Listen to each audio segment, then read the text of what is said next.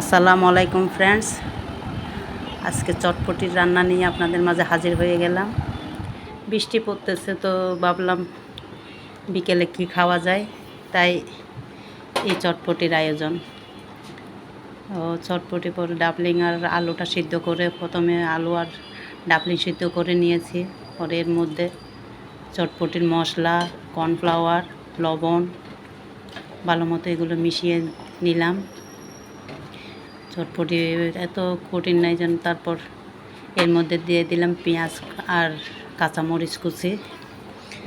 একটু ভালো মতো নেড়ে ছেড়ে একটু ঘন হয়ে আসলে এর মধ্যে দিয়ে দিলাম সামান্য লেবুর রস।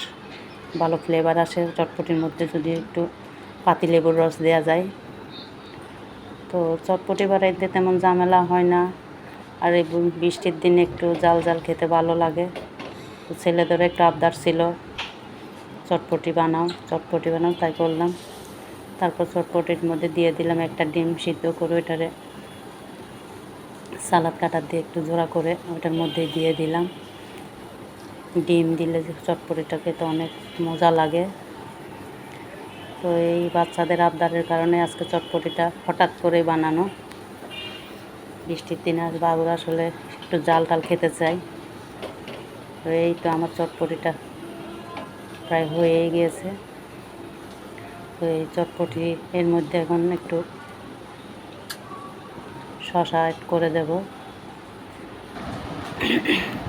শসা অ্যাড করবো। শসার সাথে একটু তেঁতুলের চাটনি করছিলাম। তো তেঁতুলের চাটনি আমি আগেই বানিয়ে রেখে দিই ফ্রিজে, সবসময় লাগে, এই জন্য আমি করে একটু বেশি করে বানাই, রেখে দিই। এই তো এই তেঁতুলের এই চাটনিটা, এটা অনেক মজা লাগে।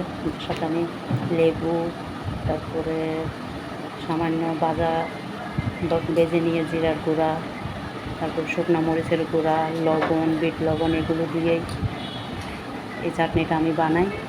দিয়ে দিলাম। এই তো আমার চটপটিটা ডেকোরেশনও হয়ে গেল। এখন আমার বাচ্চারা এগুলো সার্ভ করবে। তো আপনাদের কাছে কেমন লাগলো ভিডিওটা? হঠাৎ করে খুব সহজ করে এই রেসিপিটা বানিয়ে ফেললাম। যদি আপনাদের ভালো লেগে থাকে অবশ্যই লাইক করবেন, কমেন্ট করবেন এবং শেয়ার করে দেবেন। এই তো আমার চটপটি, দেখতেও সম্ভব লোভনীয়, খেতে তো আরও মজাদার।